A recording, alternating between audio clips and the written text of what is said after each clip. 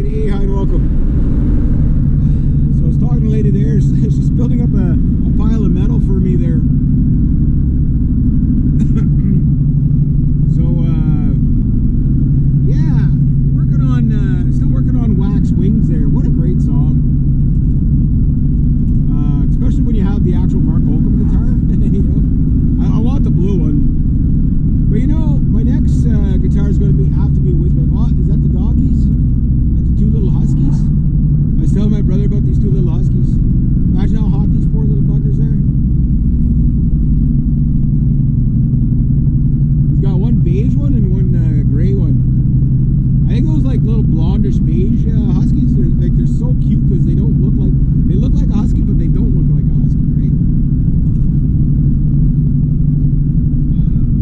High-strung dog though to take care of though. If you let them off the leash, they'll run. They'll run.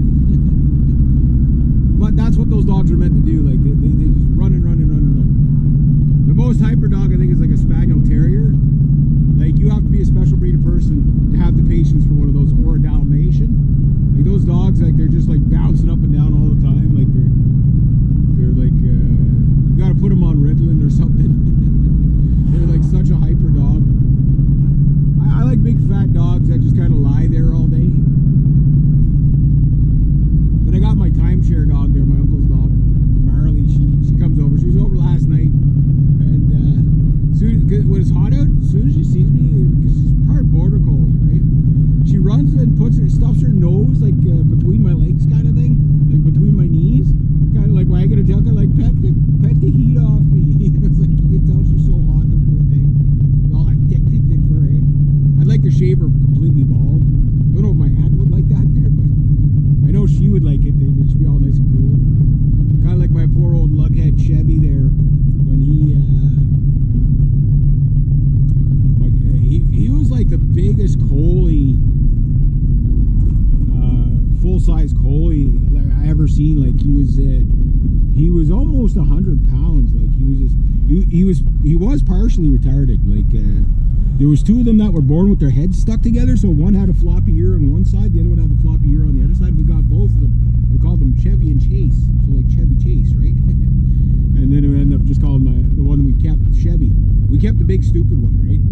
But he was lovable. He was just completely Marmaduke stupid, right? And if you don't remember the cartoon Marmaduke, but he was like that, but lovable. But I remember one time I shaved him. It took me 2 days. I shaved him one day. I had to basically get the scissors and just cut the hair off of him because his hair was so matted and so thick. Oh wow, she's out there early this morning. So matted and so thick that he just couldn't do anything, right? So I cut all the hair off of him, and then the next day, all the matting kind of came out, and I cut it all off again. And it's like, as soon as I was done cutting him, he ran, dug a big hole in the shady spot right in front of the garage as fast as he could. He laid down, he went like that, and he slept there for about 3 hours. You could tell he was so cooled off. Like it was the most hideous. Whoa! Gotta kiss my dad. Gotta be careful. Brakes. I got brakes now. It's like I'm not sure when to start braking now because it's like I actually stop. I like stop short of everything now because I'm not used to it. But anyway, he was. Yeah, I remember him. He used to get so hot, that poor guy. I mean, he'd be out there in -40, literally in -40. Go sleep in the snowbank for like half an hour. He'd come in, take a thing of water, go back outside. Like he was hot all the time, you know. Like, but his hair was so thick. But he was a nice dog. I miss him. He was like all dogs are, you know, your buddies. You know what I mean? He almost got the idea of fetch. He used to, like, you throw a stick, he'd grab it, and he'd just keep running. And then one day he kind of almost brought it back to me, and I almost cried. I was like, he actually understood something because he was so stupid. Oh, what a wonderful dog, though. Yeah, drink out of the toilet bowl. You left your coffee on the table, he'd just walk up and start slurping out of your coffee.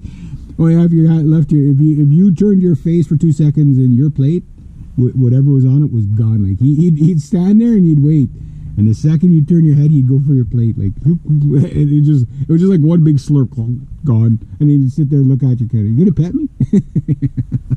Oh, he was quite the character. Anyway, I'm gonna go and get the provisions.